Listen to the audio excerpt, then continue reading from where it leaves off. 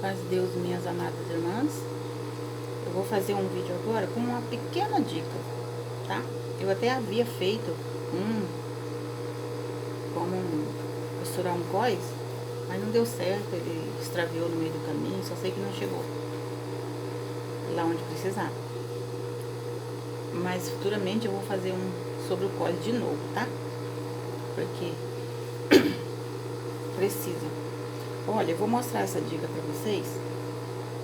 É bem simples, irmãs, minhas amadas, mas ajuda, tá? Quando vocês forem fazer uma peça, que nem essa aqui é uma saia, cós largo, tá? E cortei um tecido de cetim, me dá alergia.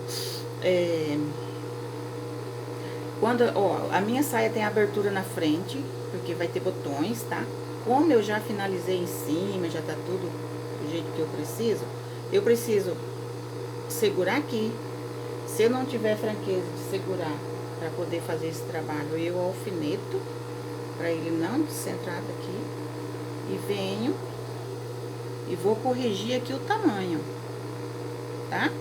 Por mais que eu venha desde o início elaborando essa peça, medindo, conferindo, mas cada passo que a gente vai fazer em uma costura, a gente precisa conferir, certo? Mesmo porque, olha, eu já vinquei aqui a largura que eu quero da minha barra, né? Ó, já vinquei, tudo certinho, só falta eu costurar. Porém, se eu não fizer essa conferência aqui, na hora que eu for colocar os botões, muitas das vezes, por falta de conferir, a peça termina ficando assim, ó. Tá? Aí tem aquele segundo passo de corrigir nos botões, mas que eu não indico. Aquilo lá é só pra salvar a vida mesmo. Porque geralmente quando chega nesse ponto, a peça já tá no fim, finalizando. Então a gente, desde o início, a gente vem corrigindo o que precisa ser feito. Chegou nesse ponto, confere certinho se eu posso vincar a largura que eu vincar de um lado, a barra vincar o outro. Ó, pra ficar tudo certinho, pra quando eu costurar esse lado, der a volta, ele encontrar aqui, ó. Ficar tudo certinho. E outra coisa que eu vou precisar falar com vocês, aproveitando essa peça que eu tô fazendo. Ó, eu veloquei com linha branca pra isso que eu tô fazendo. Olha, eu tenho que corrigir também, já falei em outro vídeo, mas eu gosto de... Ó, aqui o meu overlock ficou voltado para trás, certo? Então, na hora que eu for fazer a barra aqui embaixo, eu preciso verificar se ele também vai ficar voltado para trás. Porque já uma vez que ele ficou voltado para trás, viradinho para cá, então embaixo eu preciso voltar para o mesmo lado. É um sinal de organização, certo? Então é isso nessa peça que eu queria mostrar para vocês, esses dois assuntos.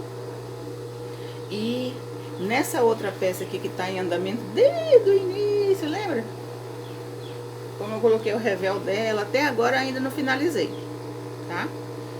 Mas ainda tá em andamento. Já coloquei o espaçador. Agora chegou a vez de eu fazer a barra dela também. Mas o que eu quero dizer nessa peça, a diferença dessa para essa que eu mostrei agora há pouco. Essa, como o tecido é um pouco mais fino, eu overloquei as duas partes junto, certo?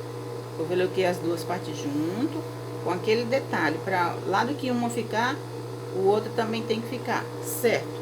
Essa outra, como eu considero um tecido mais encorpado, mais grossinho, eu não indico de fazer overlocado junto. Overloquei separadamente, aí depois overloquei a barra, tá? Ainda não vinquei aqui o valor que eu quero, mas vai ser vincado no ferro, o valor que eu quero aqui, a largura.